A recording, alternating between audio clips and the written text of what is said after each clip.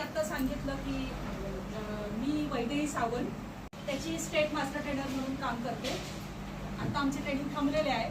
आपल्या जिल्ह्यातले सगळे जिल्हा परिषद सदस्य, पंचायत समिती सदस्य, आपल्या जिल्ह्यातले BDO, विस्तार अधिकारी, पर्यवेक्षिका म्हणजे एके ठिकाणी सगळे लोकप्रतिनिधी आपल्या जिल्ह्यातले आणि सगळे प्रशासकीय अधिकारी यांना मी लोकांना जर हे कळलं आणि जनता ही राजा आहे आणि तीच आता गुलामासारखं जीवन जगताना आपल्याला दिसते.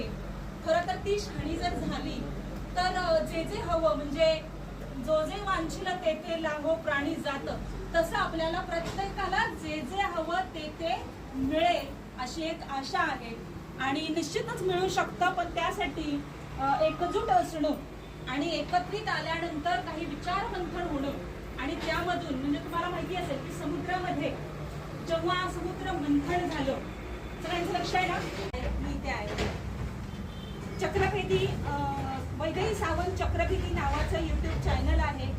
त्या चॅनलवर मी काय टाकत असते, तर तिथे जाऊन तुम्ही बघा. आता भरपूर सगळं सांगता येणार नाही, पण तुमच्या हक्काचा 10% निधी आणि जिल्हा परिषद पंचायत समिती असा 20% निधी तुमच्या हक्काचा आहे आणि तुम्हाला जे पाहिजे ते मिळवण्यासाठी पहिला तुम्हाला एकत्र आलं आणि एकत्र आल्यानंतर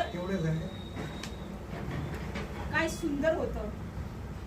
विचार मंथन होऊन बाहेर काहीतरी पडलं पाहिजे. मी उसगावमध्ये गेले होते. सावित्रीबाई फुलेंची जयंती होती. 100-150 महिला होत्या. आमचं आधी थोडंसं काम झालेलं, तेवढ्यात व्हिडिओची गाडी आली. व्हिडिओ आले, बसा ग्रामसेवक सगळं व्हिडिओ सगळं झालं. मस्त व्हिडिओनी इतकं सुंदर जाधव सर होते, इतकं छान माझ्याकडे रेकॉर्डिंग आहे त्यांच्या बोलण्याचं. मी असं रेकॉर्ड करते. त्यांचं बोलणं 15 मिनिटाचं होतं. छान त्यांनी मार्गदर्शन केलं आणि सगळ्यांचे निघून गेले निरोप घेऊन. आणि नंतर मी पुन्हा सुरू केलं माझं, तर मला तिथे जेवण होतं, पेमेंट नव्हतं पण जेवण होतं. आणि मग मी त्या महिलांना बऱ्याचशा गोष्टी सांगत होते की मासिक पाळी हे ते सगळं आणि देवीच्या मंदिरातच कार्यक्रम होता. मग महिला मला म्हणायला लागल्या की मॅडम हे तुम्ही 10% म्हणताय ना, महिलांसाठी पुन्हा 10% आहेत, महिला आणि बालकांसाठी 10% त्यातले आहेत. तर म्हणे हे आम्हाला कधी मिळतच नाही, सगळ्या तक्रारी सांगायला लागल्या. म्हटलं एवढ्या तुमच्या तक्रारी, मी काय आहे संस्था आहे ती मगाशी अधिकारी ज्यांच्याकडे कागदावर सही करण्याचा अधिकार 2-4 महिन्यांनी एकत्र येतात. आता बघा मी मगाशी सांगत होते की अमृत मंथन म्हणजे विचार मंथन किंवा समुद्र मंथन. समुद्राची कथा माहिती आहे ना तुम्हाला? नागशेष होता आणि इकडे दैत्य आणि इकडे दानव होते आणि त्यांनी ते घुसळलं, समुद्र घुसळला आणि मग काय आलं बाहेर. त्याच्यानंतर काय झालं, 14 रत्न बाहेर आली. हे सगळ्यांना मला वाटतं माहिती आहे, बरोबर ना? मग ही 14 रत्न बाहेर आली आणि मग मी आली आहे. तर हे आपण फोटो सेशनसाठी नाही आलेलो आहोत, हे फक्त फोटो काढायचे छान छान आणि मग आम्ही ते हे करणार म्हणून नाही आलेलो आहोत किंवा तुमचा फोटो घेतला तुम्हाला मस्त नाश्ता मिळाला म्हणून नाही आलेलो आहोत. तर हे विचार मंथन आहे आणि इथं विचार मंथन झालं पाहिजे. जेव्हा विचार मंथन होईल तेव्हा एक काहीतरी सगळ्यांच्या चर्चेमधून एक विचार बाहेर पडेल जो सगळ्यांच्या फायद्याचा असेल, कल्याणाचा असेल आणि हे होणं अपेक्षित आहे. नाहीतर माझा वेळ, तुमचा वेळ, सगळ्यांचा वेळ वाया गेल्यासारखा. म्हणून आपल्याला सरांनी मगाशी उद्योगधंद्याविषयी सांगितलं. आता आपल्याला हवं आहे, आपण म्हणतो की मला हवं आहे, मग तुम्हाला ज्या आता तुमच्या अडचणी वेगळ्या आहेत त्या मला मी समजून म्हणजे मला माहिती नाही, तर त्या एकदा कागदावरती उतरल्या पाहिजे. तुमचा निधी कुठं कुठं आहे सांगते मी. यशदाची स्टेट मास्टर ट्रेडर आहे आणि मी शिकवलेला आहे. प्रत्येक ग्रामपंचायतीमध्ये तुमचा 5% निधी आहे. आता किती बदल झालाय मला माहिती नाही, पण होता है ना, 5% आहे ना, तो निधी तुम्हाला माहिती आहे. मग पंचायत समितीमध्ये किती टक्के निधी आहे बघा. पूर्वी 14 वित्त आयोग आणि 15वा वित्त आयोग म्हणजे काय, वित्त आयोग एक नेमलेला आहे आणि त्याचे पैसे ग्रामपंचायतीमध्ये येतात. पूर्वी जिल्हा परिषदला यायचे आणि तिकडून मग तुम्हाला वाटले जायचे खाली. आता काय शासनाने केलं की डायरेक्ट ग्रामपंचायतीला ते पैसे यायला लागले. 100% निधी ग्रामपंचायत मध्ये येत होता 14 वित्त आयोगाच्या नंतर सुद्धा. आणि त्याच्यानंतर शासनाचा GR आला की पंचायत समिती सदस्य आणि जिल्हा परिषद सदस्य यांना ट्रेनिंग देताना ते म्हणाले की आमचा काय उपयोग, आम्हाला कशाला बोलवलं, कारण आम्हाला काहीच टक्केवारी नाही. म्हणून मग 10% निधी हा पंचायत समितीला आणि 10% निधी हा जिल्हा परिषदला जातो तुमचा. लक्षात येते का मी काय सांगते? 100 रुपये ग्रामपंचायतीला आले त्यातले 10 रुपये पंचायत समितीला गेले, 10 रुपये जिल्हा परिषदला गेले. अशा प्रत्येक ग्रामपंचायतीचे म्हणून तो मोठा आकडा झालेला आहे. समजतंय ना? मग त्या 10% निधीमधून जे आराखडे करायचे आहे, माझं चॅनल आहे वैदेही सावंत चक्रवर्ती, त्याच्यामध्ये तुम्ही बघा. हे मी फळावर अनेक जणांना अनेक वेळा शिकवलं. 4 नोव्हेंबर 2015चा GR स्वतःजवळ ठेवा. आपण झोपलेलो आहोत, दुसऱ्याकडे बोट करूच नका. त्यांनी दिलं नाही ते खातात, ते सगळं बोट दुसऱ्याकडे करतो आणि आपली चूक आपण बघतच नाही. ते बोट आता वळवायला लागेल. मी यात काय करू? हे बोट मी स्वतः वळवलेलं आहे. मी स्वतः प्रशिक्षण देऊन कंटाळ्याने म्हटलं की आता मी काय करू? मी एक स्टेट मास्टर ट्रेनर आहे, तर मी काय करू? म्हणून दुसऱ्याला दोष देण्यापेक्षा मला जे करता येईल ते मी करेन. लक्षात आलं? त्यामुळे जे जे तुम्हाला हवं आहे ते मिळवण्यासाठी दुसऱ्याकडे बोट करू. मी काय करू? समजलं? मी काय करू? हे बोट आपल्याकडे वळलं पाहिजे. मग तुम्ही काय करू शकता? तुमच्या गावामध्ये किती अपंग आहेत? त्या अपंगांचा एक संघ तयार आहे का?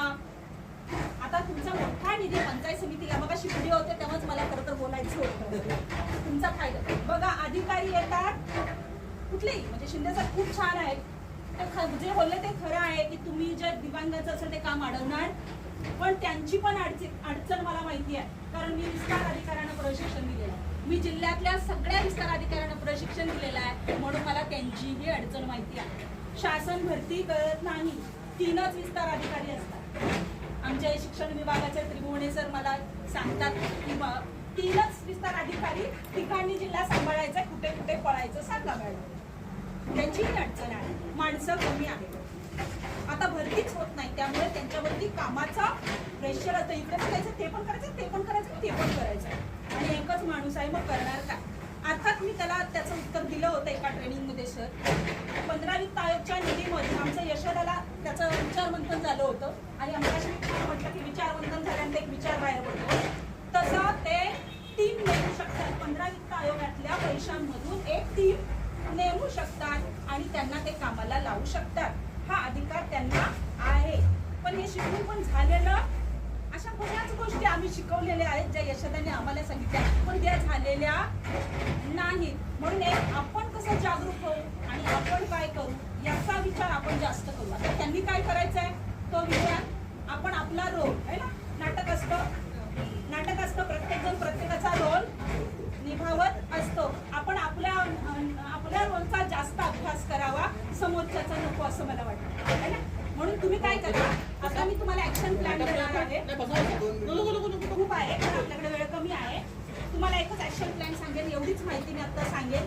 जास्तीची माहिती पाहिजे असेल तर माझा नंबर घ्या, आपण परत संवाद. सर आहेतच, परत आपण इथे भेटू, असं काही नाही. सर इथे आला होता की नाही, तेव्हा का नाही बोललात, म्हणजे आपल्याला काय वाटतं, साहेब आलेत ना मग साहेब खुलू, तसं नाही. साहेब आली उलट बोलायला पाहिजे, आम्हाला हे नाही, आम्हाला हे नाही, आम्हाला हे, आमच्या अशा अडचणी आहेत. कारण त्यांच्याकडे सहीचा अधिकार. तुम्ही माझ्याकडे सांगितलं की मी जाणार घेऊन तिकडेच, पुन्हा कुठं जाणार? मग तेच प्रत्यक्ष आले होते ना जाधव साहेब, तिथंच ग्रामसेवकाला, कारण तिथला त्रास कोण देत होतं मला सगळं कळत होतं. कारण आम्ही खूप ग्रामसेवा केल्या, समोर कुठला गट किती काय सगळं कळतं है ना. रोज 100 माणसं असतात. नंतर तर यशोदाने ऑनलाईन लेक्चर दिल्यानंतर 900 लोकांची एका टायमाला घरात बसू.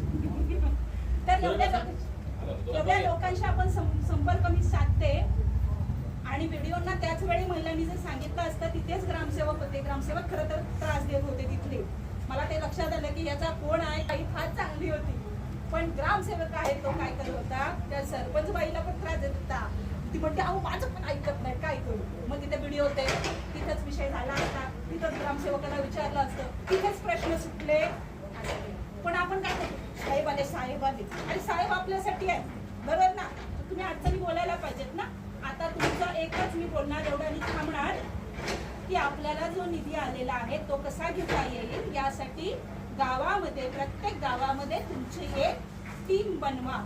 नेहमी एकत्र या, चर्चा करा. आपले प्रश्न नुसते तोंडी बोलू नका की हवेमध्ये उडून निघून गेले, त्याला कुठेतरी लेखी ठेवा. आणि तुम्हाला काय, कारण आज आपण 18% GST भरतो. प्रत्येकाला हवं ते सुंदर आणि चांगलं जीवन मिळालंच पाहिजे.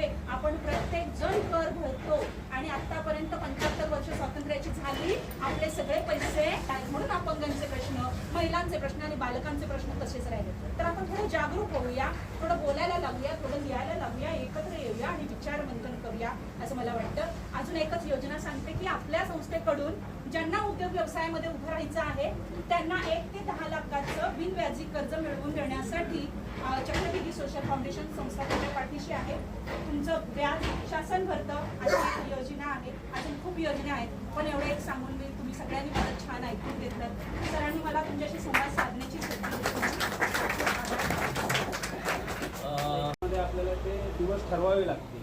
एक 3 तास प्रमाणे ते प्रशिक्षण घ्यायचं आहे. 20 लोकांची बॅच असते. आपल्याला जर जास्त लाभार्थी मिळत असतील तर 2 बॅच करता येतील. आता या प्रशिक्षणासाठी फी असते इतर लोकांना 460 रुपये फी असते, पण आपले दिव्यांग जे लोक आहेत त्या लोकांना फक्त 10 रुपयामध्ये प्रवेशार्थ फी घेतली जाईल. बाकी सगळे फी मोफत असते आणि भारत सरकारचं प्रमाणपत्र मिळेल. तर